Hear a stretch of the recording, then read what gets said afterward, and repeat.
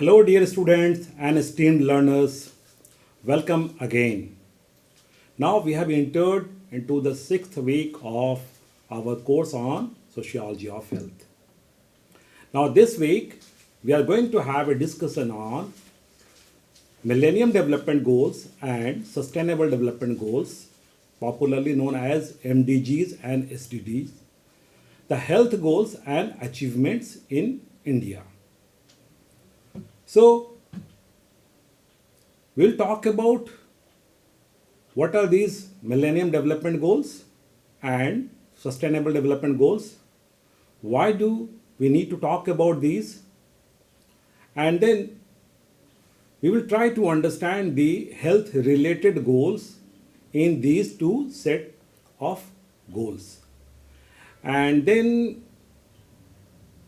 this is lecture number 26, and today we'll talk about understanding development, economic, social, human, and sustainable. So, you might have noticed the word development in Millennium Development Goal and Sustainable Development Goal. So, development is the common term, and development is something that the world is aspiring for. The story of 20th century world and of course 21st century world is basically the story of development, and there are different perspectives emerging, different paradigms emerging within the larger trajectory of development. We have been talking about development in the contemporary context as human development and sustainable development, and you are aware of the sustainable development goals, right? So how we reach to this level of understanding, we need to talk about that. We need to understand development in such a way that we can understand the relationship of health with development. You might have noticed that in all the previous lectures, we have been talking about health and then illness and then disease, sickness, medicine, systems of medicine, and then public health, etc. Till now, we have not been talking about where health is located in the overall trajectory of development. So, in this week, we will try to understand that and many other things, right? We will also try to see where India is locating in terms of these health related targets and goals. So, the concepts that I have included in today's lecture are understanding growth and development, because growth is related to the concept of development, and then the different types of development, right?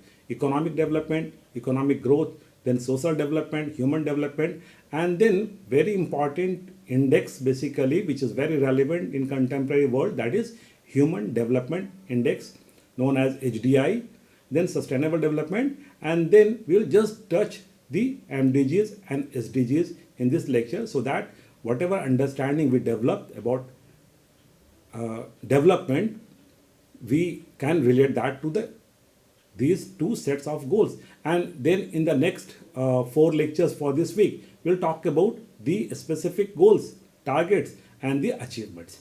So this is what we are going to do this week. So let us start today's lecture.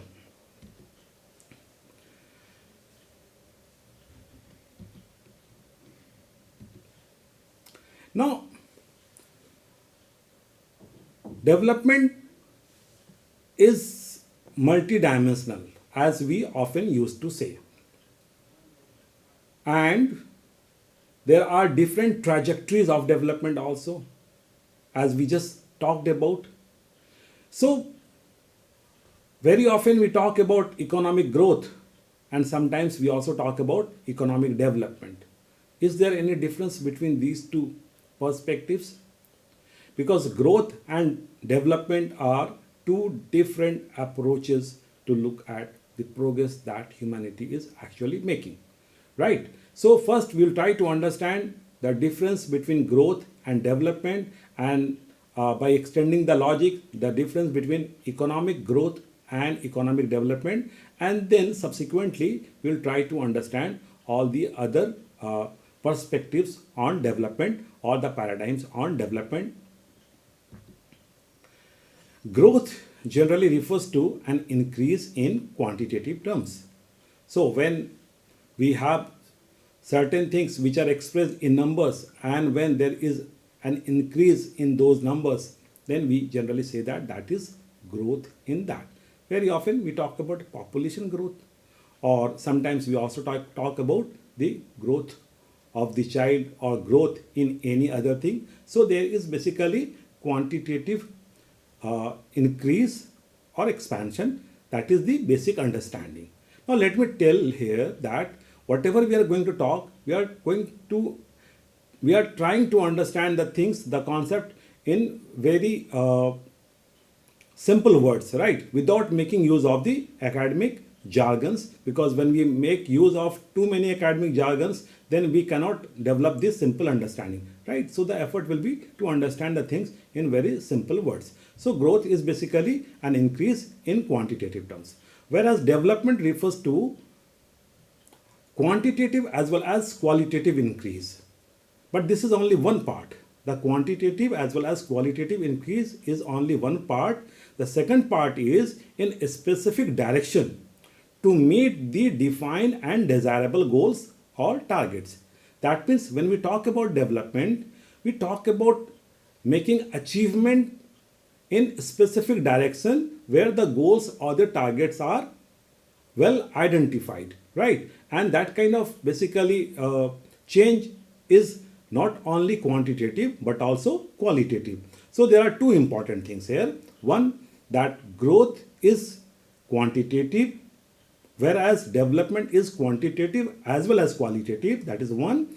And then development is multidirectional, but the goals and targets are defined, right? So to what extent those goals and targets have been achieved, that will reflect the level of development, right? So with this understanding, we move further.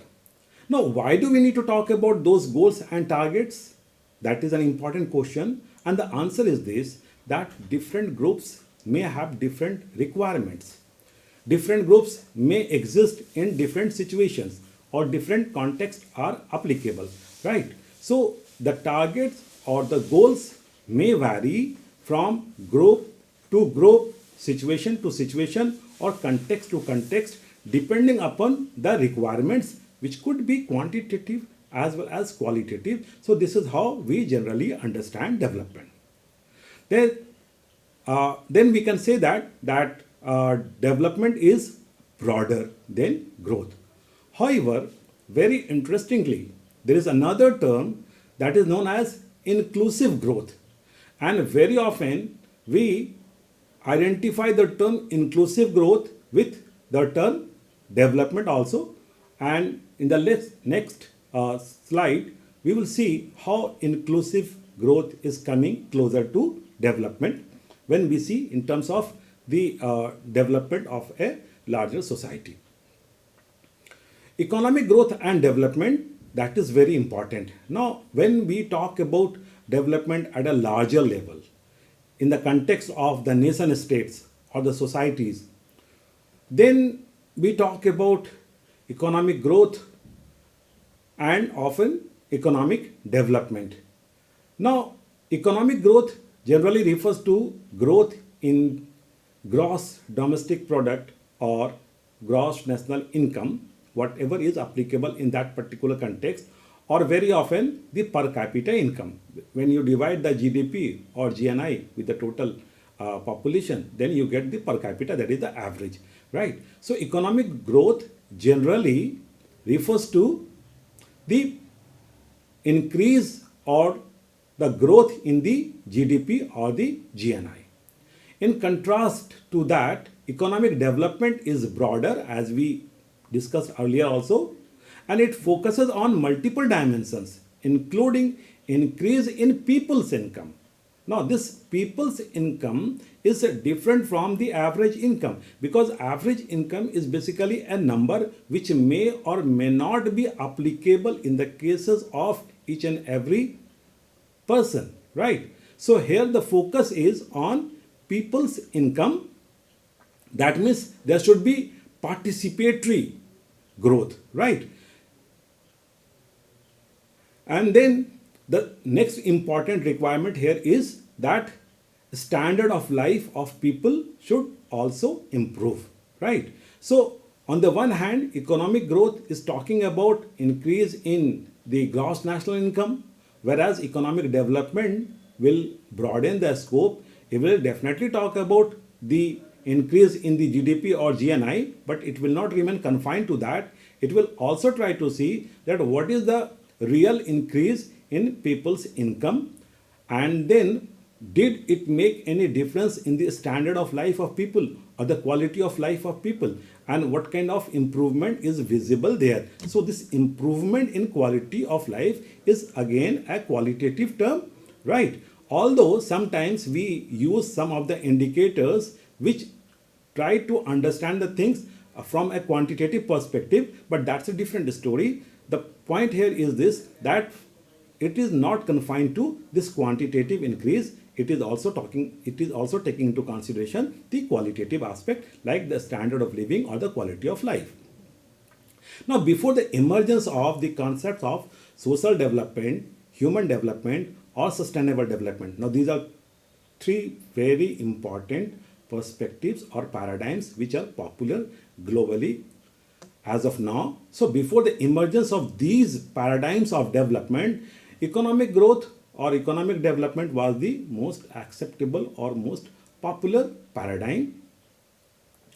However, there was a problem in that perspective or paradigm, which is referred as economic growth model or economic development model. And the problem was that often the benefits of economic growth were remaining confined within certain specific population. That means not the totality of population was getting benefited by that.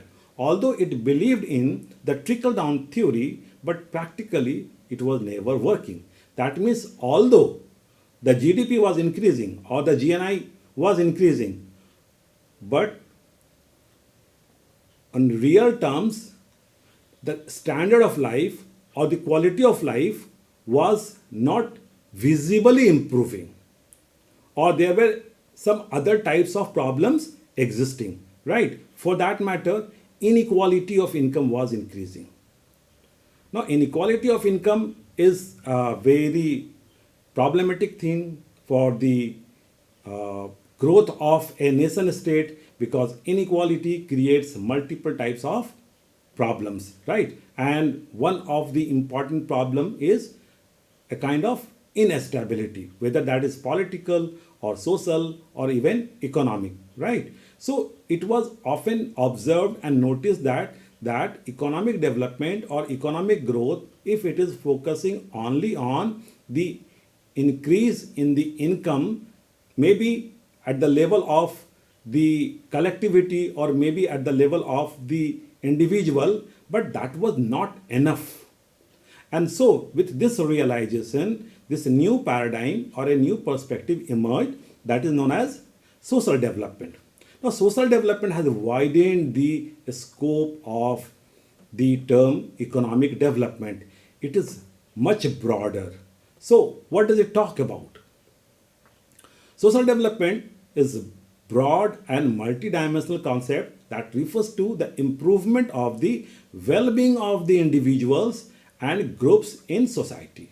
Now here the focus is not only on well-being of the individual but also well-being of the groups. So first thing would be to talk about what is this well-being, and the second thing would be to talk about that where do we try to locate that well-being, either at the level of the individuals or at the level of the groups. So at the level of the individuals, the differences do exist, that we all understand. Not all individuals basically have similar kind of conditions or similar types of outcome. But when those differences are visible at the level of the groups, for example, at the level of classes of people, or for that matter, in terms of the racial groups or in terms of caste groups, or in terms of certain regional groups, or in terms of the state, then that is actually more than the individual differences. And those differences which are existing at the level of the groups, those are very important, right? So this social development approach brings into focus not only the well-being of the individuals but also the well-being of the groups, and the groups here is actually very broad.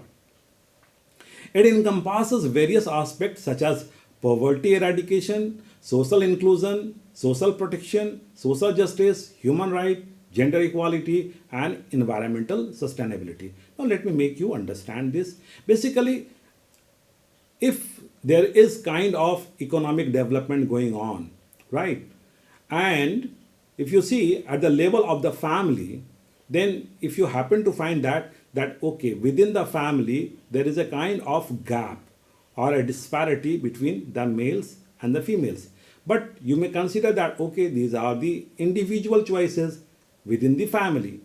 But if you see this pattern at a larger level, at the societal level, and you happen to find that the society, actually the women are not economically that empowered then the like the men. That means some kind of deprivation is prevailing among women as a group. Then you happen to realize that okay, there is a new kind of gap or hiatus or inequality is coming into existence between the males and the females. Just like that, if you happen to see that there are certain categories of people, for example, in Indian context, we can talk about the scheduled caste or the scheduled tribes or the other backward classes, or for that matter, some of the ethnic groups or some of the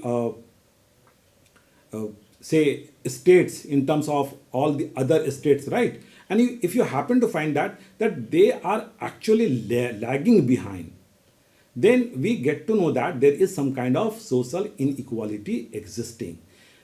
This is very important, and social development approach basically tries to make an improvement in minimizing those inequalities. So it talks about, of course, economic development, but along with that, it also tries to minimize the inequality so that an inclusive society can come into existence. So it talks about social inclusion and not exclusion. And for social inclusion, what do we need? We need some kind of social protection of those who are deprived. Or for that matter, we need some kind of concept of social justice. And if you look at it exclusively from the economic perspective, then we need to have some kind of program which can be helpful in eradicating poverty, right? So this social development is a broader framework which intends to reduce the inequalities, right? I hope you got it. Social development also takes into consideration the quality of life of the social groups or communities and talks about reducing inequalities. Now, whether those inequalities are related to the economic aspect of the life, or social, or gender, or racial, or ethnic, or caste, or any other format, right? So taking into consideration all these kind of differences or inequalities, and then making a way so that the inclusion of all these different groups could be ensured, that is what is considered inclusive. And so when we talk about social development, then sometimes this is also referred as inclusive growth. However, differences may prevail between these two approaches because growth primarily will focus on numbers and not on the qualitative things, one, and second, the specific targets would be missing in the growth model, right? So we make use of the term social development, and that approach is becoming very popular. Now, India since we have our own constitution has followed this approach of social development, and these are visible in the fundamental rights and directive principles, we can understand that how inclusive society is actually coming into existence, because India was already witnessing different types of inequality, primarily based on caste and of course income and several other factors, right? So this is the understanding on social development. Then we come to the next important paradigm or type of development, which is human development. Now, the concept of human development is very contemporary, right? It emerged in last 3 decades, and it has basically created a very lasting impact. First, we'll try to go through the definition, and then we'll talk about several other things related to this. Human development is the expansion of people's freedom to live long, healthy, and creative lives.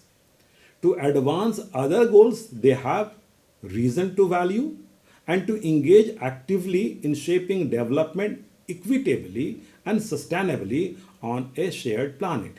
So, if you want to understand the background, then Amartya Sen and Mahbubul Haq basically talked about human development in the last 2 decades of the previous century, that is the 1980s and 90s. And in the early 1990s, new index came into existence, that is known as the Human Development Index, which was primarily based on the concept of human development, right?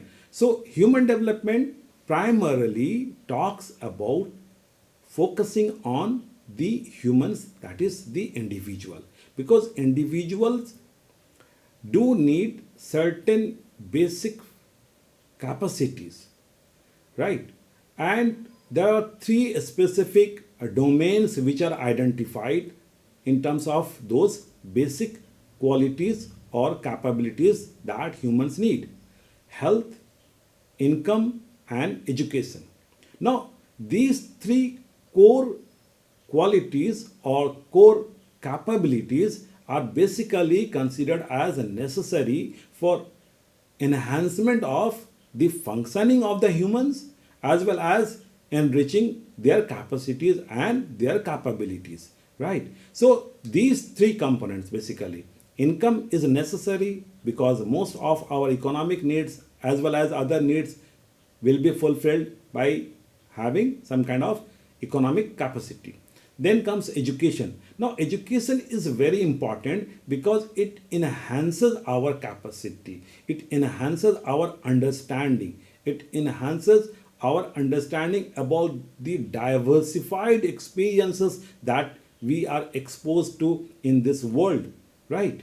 And then comes health, because without health, all other attainments are actually meaningless, and that is something that we understand in our day-to-day life as well as in our collective life also, right? So health is very important because suppose let us take one example. If someone is having plenty of dishes available, but if unfortunately that person is not having the capacity to digest that food, then can he or she consume that food?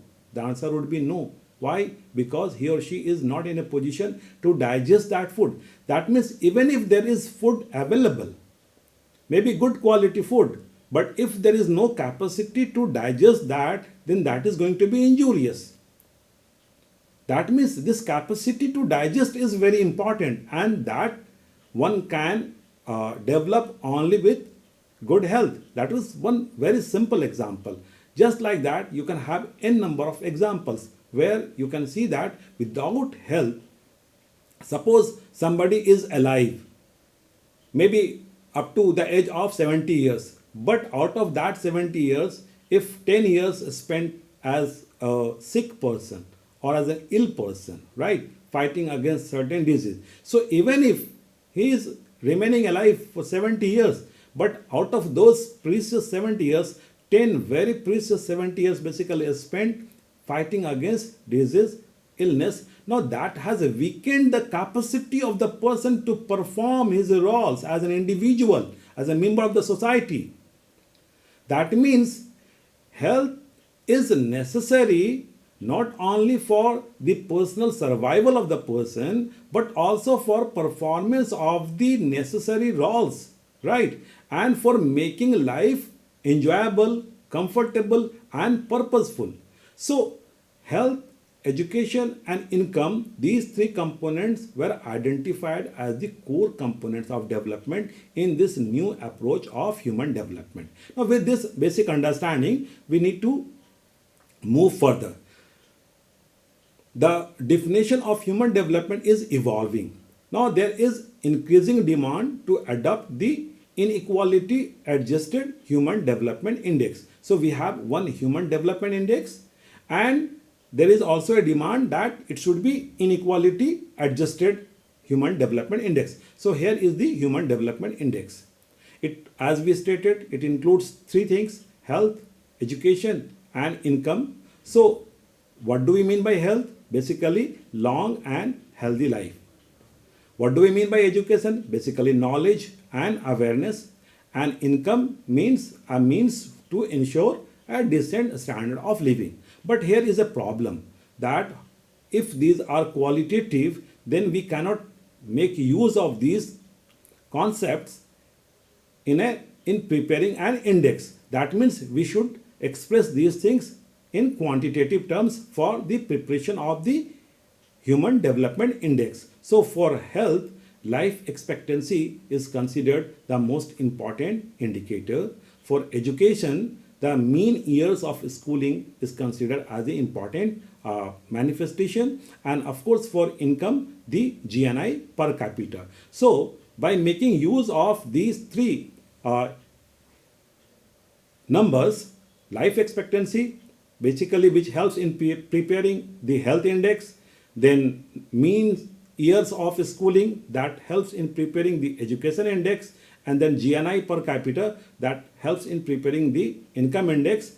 So by making use of these three indexes, a new index is coming into existence that is known as Human Development Index, and United Nations is basically providing the human development reports for the various countries, and that is basically helping us to understand where do the various countries exist in terms of human development. Right. Now, as I stated earlier, there is also a need of inequality adjusted human development index.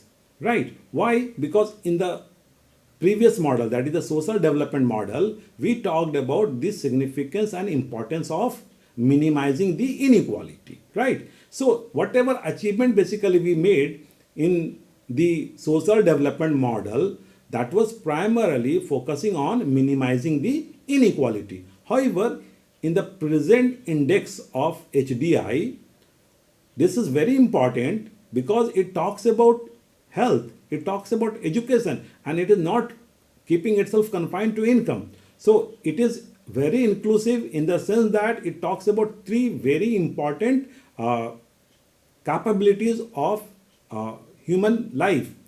But at the same time, this is considered not enough because as of now, this is not inequality adjusted. So Sain and Huck are again talking about making a new HDI which could provide the numbers which are inequality adjusted also.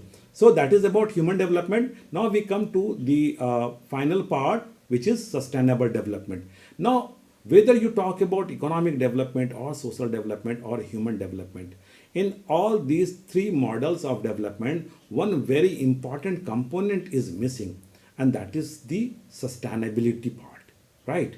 This sustainability means whether we can sustain that model of development for longer period of time or not, maybe for next decades and centuries and millennium or not. So this sustainable development perspective is trying to looking at the whole development trajectory in terms of the longevity and their sustainability. So sustainable development is development that meets the needs of the present without compromising the ability of future generation to meet their own needs. That means we are talking about in this particular model that the needs of the present generation should be met, but the needs of the future generations should also be met. That means we should not compromise with the needs of the future generation in the present. Right? That means if we are making use of all the existing resources mindlessly or keep on exploiting all the existing resources, then we will not leave enough resources for the future generation. That means the intergenerational equity will get hampered, right? So it talks about intergeneration equity or parity. Then it talks about very important aspect of human life, that is environment. Because in the economic growth model, what happened that people kept on exploiting the environment just to ensure growth. That we have seen during the phases of industrialization. Most of the nation states globally have seen the phases of industrialization, and we are aware of that how industrialization was compromising with the environment, right? Mindless deforestation, desettlement, right, for construction of the roads, railways, dams, and whatnot else, expansion of the urban spaces. So the environment was getting compromised. Now, as of now, we are realizing that because of the mindless exploitation of the natural resources, we are witnessing several types of problem, environmental problem and climate change. And now we have realized that if we are not going to take important steps to protect the environment, then our own future will be in danger. And not only the future, the present is also witnessing severe threat, right? We are witnessing climate change, unpredictability, and several other things, right? That means sustainable development is looking at development in such a way that it can be sustained. It can ensure the safety of the planet and the people, right? So this is the sustainable development approach.